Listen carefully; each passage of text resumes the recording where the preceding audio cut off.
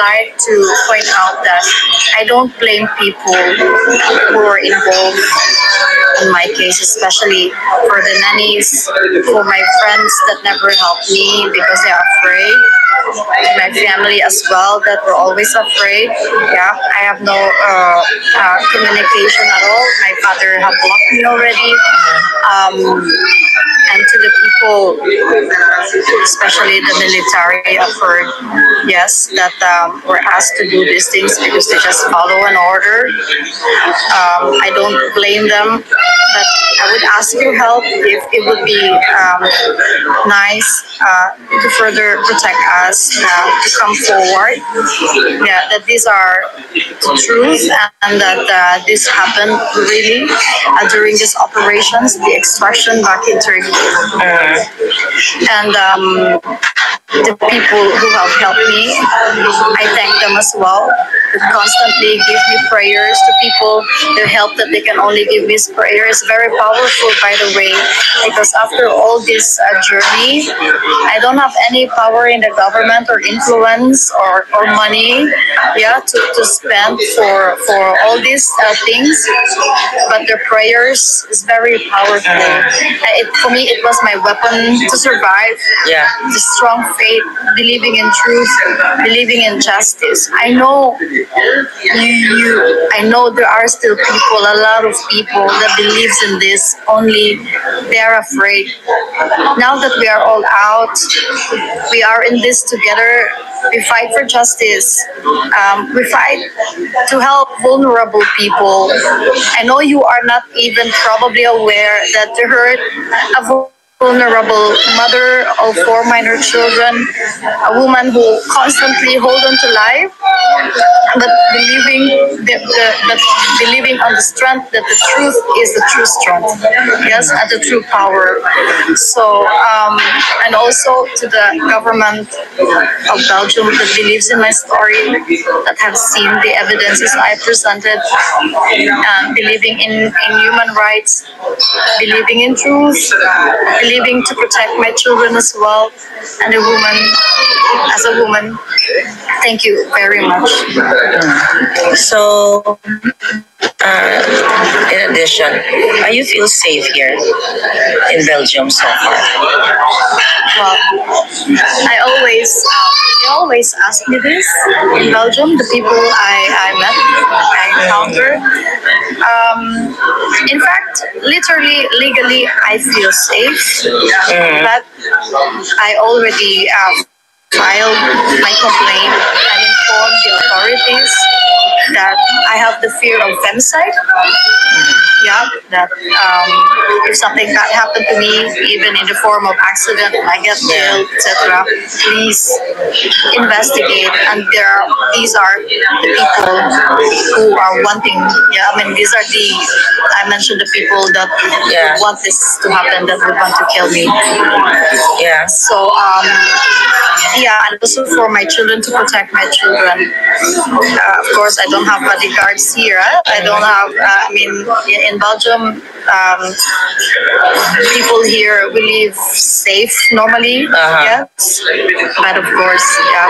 So, balikan ko lang yung mga bata, no? Ang two boys mo sa Pilipinas. When was the last time na nakausap mo sila? Yeah. 5-6 months ago. Yeah.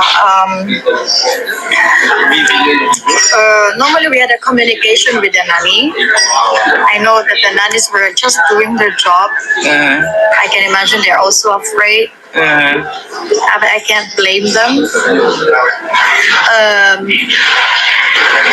We spoke to the boys through them, but Francis kept pushing that he wanted to speak to Shania as well. But my daughter refused to talk to him. And I asked the nanny, would you please respect the space that I've asked, because it's part of our healing. You have to respect that because this is not a joke. Itong nangyari sa amin back in Istanbul, and we have to live in a safe house. We have to hide. We have to run. We have to ask protection. We have to be in a foreign land. We have to run. That's not easy for a child and my children at the same time. Kasi for me at the time, the education should not be compromised kahit we have crisis. Yeah. So in-enroll ko sila in online UK school kasi I don't want them to stop. Yeah. For me, education is a power. Knowledge is a power. This will navigate you in life talaga. So, because nag-refuse man, i-block niya. Wala na kami communication ng aking mga anak, little boys. But last time I heard, they are psychologically stressed. Challenge. Yeah, they are hiring now a life coach. I can imagine the life coach was also challenged. Yes, there is doing his job as well, which to guide the emotions of my little boys. I don't think they will ever forget those journey. I know, it's really hard for me. And constantly, that's constant every single day kasi mga anak ko mga mama's boys sila, mama's boys, mama's girl, kana ko mga anak. So it was the very first time, and now it's years that we are away since 2022. Well, hindi na kami magkasama. Now we are talking 2025 now. Yeah. But I still, 3 years now. I still fight. I continue to fight for their rights, yung mga anak ko. And sa akin din as a woman and as a human, I know they will try to be creative to to suppress me and harass me again, but I don't give up. Because I don't believe they're telling me that China, they are still in power, this and that. And I said, no, there is nothing like above powerful than our God. And I believe in that. Yeah. I believe in that. Kaya, sinasabi ng mga tao, they are still in power, hindi ako naniniwala. Yung mga faith nila sa Ginoo, Yeah. I find it really hypocrite. Yeah. Anong message mo sa gobyerno? Sa gobyerno ba? Dahil they're part of it eh. At kay Lisa Marcos. Dahil sa pakipag-connives din. I do not know if there is still a human in your heart reflecting sa nangyari sa amin ng mga bata bilang citizen ng Pilipinas. Sana lahat ng mga nakaupo sa ating gobyerno mag-think twice. Sabi ko, siyempre sa mga projects, sa mga politika, away-away man yung competition, di ba Pero wag naman sana gawin yan sa mga vulnerable people na wala man lang kalaban-laban, Ang laban ko lang talaga ay katotohanan at yung justice. At me bilang ina, I'm very strong at that. Yeah. I'm really fighting for my children. Sabi ko nga sa parents ko, kahit ikamatay ko pa to fight my children, I would do that. And my children will know this. And that I'm hoping that they will also continue doing that during their time na talagang to fight for their rights and what is good and just. Yeah. So I'm saying this, I remember Francis magsulti na siya sa ako na, you're too righteous. Sabi ko, it's not about that. I think it's ethics, o kanang decency, okay, sa imuhang principles. Kaya ako, maniwala mo ko, tuugya ko sa good and faith.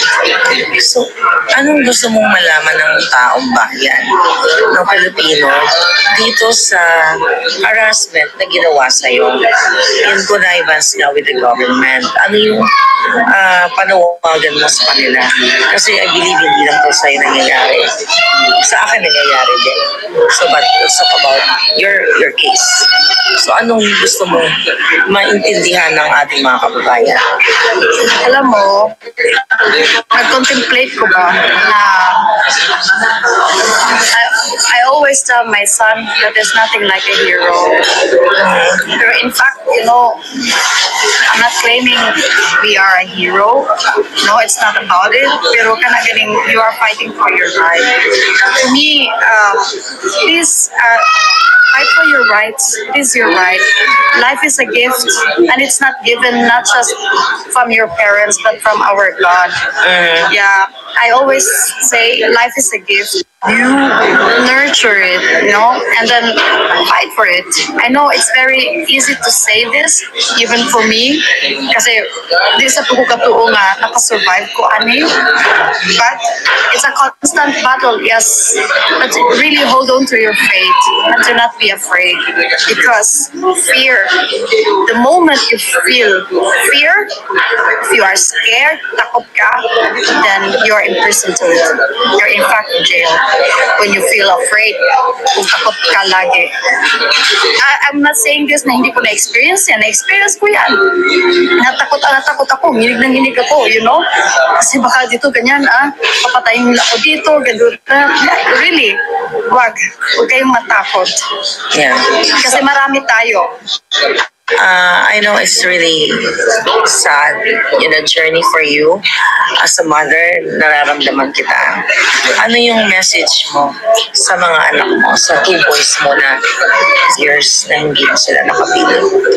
I'm gonna say this in English because they could not fully understand Tagalog. Sweetheart, I always call them my heart. I know you long for mommy. I long for your hugs too. I long for your touch, and I know you always want to sleep with mommy and feel mommy. I constantly remember those moments that we had fun. We were never separated. We traveled together. But don't give up, sweetheart. I want you to know that mommy is fighting, as you asked me before. Mommy, remember when we spoke on the phone, you said to me, mommy, you will never give up, right? Mommy, you will never give up, right? I don't give up, sweetheart. I would like you to know, Zanaya and Sean knows this. Mommy will never give up. We will be together again. Please hang on and hold on, okay? Sweetheart, mommy is okay here. We miss you constantly. We think of you constantly. We really pray that one day we will be together again. Yeah. Please don't give up. Have hope and faith. Mommy is constantly fighting for you, for us to be together again, okay? And I keep myself alive. We continue our life here while we are still fighting for you guys, okay? I can't wait to see you again and hug and kiss you, my love. Be very good in school, okay? I love you, sweetie. Yeah. So, ano naman yung message mo kay Francis, yung father ng mga anak mo? Francis, I wanted to forgive you because I wanted to give a very positive energy. I am still hoping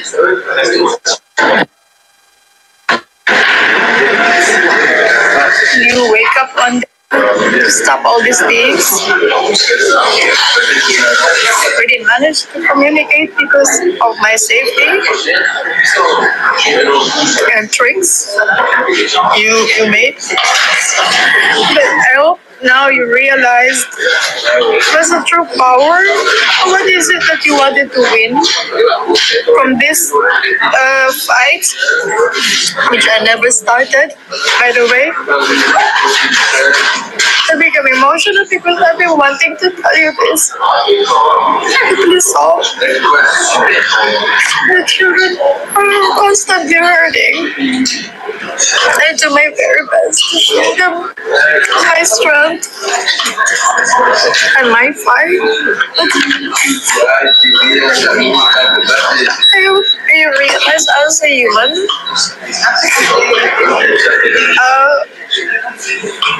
no,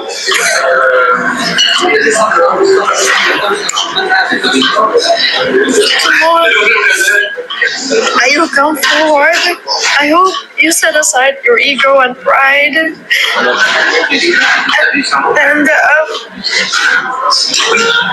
think clearly for the kids that there is no winning in this.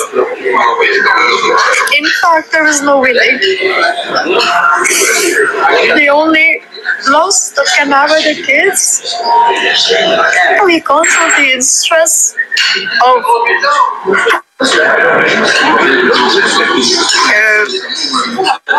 not because you are Francis or my ex, but I pray that you will come to your presence of mind as a human and realize all these things. It's not a shame to claim our mistakes. I had mistakes too. I'm not a perfect person, but I do my best as a mom to our kids. I pray for you because for me it's a form of strength that sending you this energy to stop all these things, and that despite for whatever it is that you have to forgive, and I would like to tell you that I forgave you too. I think it's the only way that I could come to sports is to forgive you. But that doesn't mean if you do not stop, I won't also defend my rights and my children's rights. Okay? Mga palangga, dinayo ko talaga si Sheena dito sa Belgium kasi gusto ko siya ma-meet in person at marinig yung story niya. Pasensya na medyo pause ako ngayon. I don't feel good but kasi ang lamig dito, grabe. But thank you so much dahil binigyan mo ako ng time at nakilala kita. Ayaw pakabog. Yeah, so thank you so much. No, thank you very much for fighting the vulnerable people, for fighting what is right and just. I'm really truly honored that you were taking my story seriously. You have not known me yet when you received this from whistleblower, and you can just imagine how it is. And thank you so much for feeling that. Stay strong, yeah. Like you. Yeah, stay strong. It gives me strength knowing people that also fighting, that are not scared.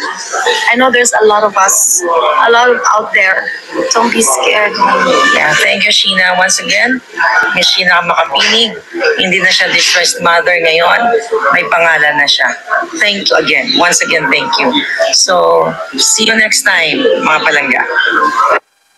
Ayan, so I hope masimulan niyo po yung yung kwento. Pero yung karamihan sa inyo na nagpa-follow sa akin, alam na yung storya niyan. Actually, millions of millions na yung mga views nung iyak ng mga bata, yung video ni Lisa. Yan po yung mga dahilan kung bakit katulad ni Sheena ay tinatarget na ako ng gobyerno ni Marcos na gusto akong ipagorgor. Dahil dito sa mga expose natin, dahil wala nang malapitan ang ating mga kababayan para tumulong sa kanila. Katulad kay Sheena, kung naabutan ninyo, na humingi siya ng tulong sa Department of Foreign Affairs kay Teddy Boy Locsin nung panahon, nung time na yon, panahon pa to ni Pangulong Duterte actually. Pero hindi natin alam, nagta-transition na pala sila sa si Locsin at yung kanyang asawa sa pakikipag-conspire dito kay Lisa Tanas. Kaya naman, no wonder na na-appoint si Teddy Boy Locsin as ambassador dito sa Europa, di ba? So, yan po. At hindi tayo nagbibigay dito ng kasinungalingan. Ito dapat yung iniimbestigahan dyan sa Kongreso at Senado. para malaman na si Lisa Marcos, si Marcos Jr. ang tunay na kidnapper. May president na eh. Si Sheena.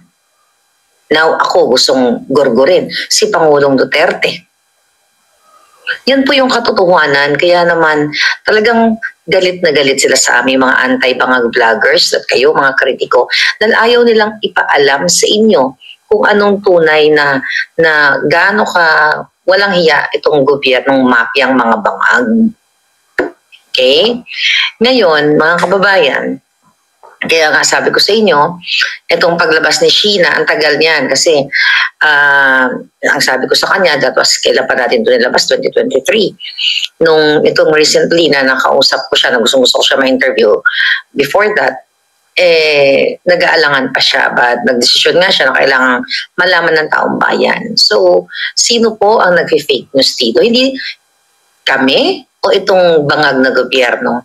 Wala pong matinong nanay. Katulad ni Sheena, nasasabihin niya, nagagawa siya ng mga kwento kung ano-ano para sabihin na si Lisa Marcos ay kidnapper kapalit ng buhay niya.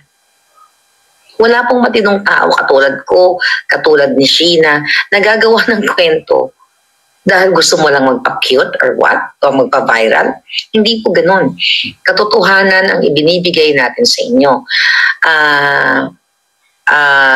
Sa ngayon, ay nasa Belgium nga siya at katulad ni Spokes Harry Roque, ay nag-seek siya ng asylum status sa Belgium. Okay naman siya pero ang alam ko ay kasi constant na yung communication namin since na-interview ko siya. Later magpo-post ako ng picture namin together. After nito, hinahabol-habol pa rin siya. When I say hinahabol-habol, pinasusundan, hinahunting pa rin siya kahit sa Belgium. Makapangyarihan ang pera ng bayan na ninanakaw ng gobyernong bangag. At sa hindi nakakalam, i-google nyo na lang, si Francis Lloyd Tichua ay mayroong billion-billion contract na nakuha ngayon dito sa gobyerno ni Marcos. So you just connect the dots. Napakatalino nyo ng mga mamamayang Pilipino para hindi nyo maunawaan yung nangyayari sa bayan. Ang tunay, ang nanay na nagpatotoo, na nagtanim, pidat ng mga kaso ang gobyerno ni Bangag dahil nakipag-conspire sila sa kanyang former partner. Imagine nyo, yung passport niya, sabi niya kanina, hawak niya. Pero na-vlog ko na to dati. Tapos bago pa sila pumunta sa Turkey, gamit ang mga legal papers but it was fabricated, meron ng extra passport yung dalawang mga bata to extract. Tao yan. Tao yan ano yun, AI ba si Sheena? Para hindi dapat bigyan ng pansin ng gobyerno natin. Pero what do you wag na po tayong mag-expect magkakaroon ng fair investigation laban dito, ay laban sa mga Marcos, sa mga bangag. Kasi wala na pong hustisya sa Pilipinas, diktador kasi ang gobyerno ninyo. Kaya ako, katulad ni Sheena, na hinahunting, hindi din ako takot mamatay. Di ba narinig yung sabi niya? Hindi nga niya akalain na makapag-survive siya sa ginawa sa kanyang panggigipit, ginawang harassment. Na-mention niya naman na lahat yan. And pasensya na kayo kung Bisaya. Nahirapan talaga siya mag-Tagalog, mga palangga. But I will ask her next time na mag-Tagalog ba. So yun. Nasa inyo po mga kamay. Hindi ko kayo pipilitin na maniwala kayo or manood kayo sa akin. Gamitin niyo lang yung puso niyo. Bilang Pilipino, bilang nanay, bilang tao. Gamitin nyo rin yung utak nyo, kasabay ng puso nyo, then you will decide kung si Marcos Jr. ba at si Lisa Canas ay tao sila. Hindi na po sila tao sa nangyayaring ginagawa sa atin. Hindi sila tao, demonyo sila. So yes, looking forward sa ating mga kababayan. Nandito po ako sa the Netherlands na nagpapakita ng suporta not only for President Duterte na kinidnap din ni Lisa Marcos at ni Bangag at mga kasabwat nila. Illegal na pagkanulo, okay, sa ibang lahi. So, I'll see you soon sa ating mga kababayan dito sa Europa. I hope to see you guys anytime, any day. Kung tayo ay magkasalubong sa pakikibaka, huwag po niyong sukuan ng inyong bayan. Katulad ko, katulad ni Sheena na nasa ibang bansa na well, si Sheena, ang reason niya kasi ay gugurgurin din siya sa Pilipinas. Ako naman, bago itong mga threat na ito, dito na rin, dyan, nasa US naman na talaga ako. But pareho ng pattern, kidnapping, extraction, napansin nyo? Pareho ng pattern with her, sa akin, kay Pangulong Duterte. Hindi pa natin alam, baka may iba pa silang kinidnap. Right? Sige, yun na lang muna. Alam ko it's a long vlog. Pero kailangan masimulan ninyo ang istorya para maintindihan ninyo doon sa kapapasok pa lang. Pagtyagaan nyo na lang at kung wala kayong ginagawa. Muli, ito po si palangganin nyo. By the way, hindi na po bilog yung mukha ko. Doon sa interview namin, bloated ako, tsaka may sakit po talaga ako dyan. Kaya hindi natin na, I'm not really, sabi na 100% or happy doon sa interview kasi marami pa akong dapat itanong. Pero yun, during the time, hindi ko lang pinapahalata. Pero I feel so, talagang malamig na malamig dyan sa area na yan noong time na yun at may ubo-ubo na ako, pinigil ko lang. Alright, yun lang muna at it's 4:46 AM na dito sa Netherlands. Kailangan ko matulog. Bye-bye at tuloy po kayong makipaglaban at pukawin ang inyong damdamin at isipan ng inyong mga kamag-anak, kaibigan na demonyo po ang gobyerno ni Marcos. Sila ang tunay dapat na nakakulong, hindi si Pangulong Duterte at hindi ang mga taong inosente.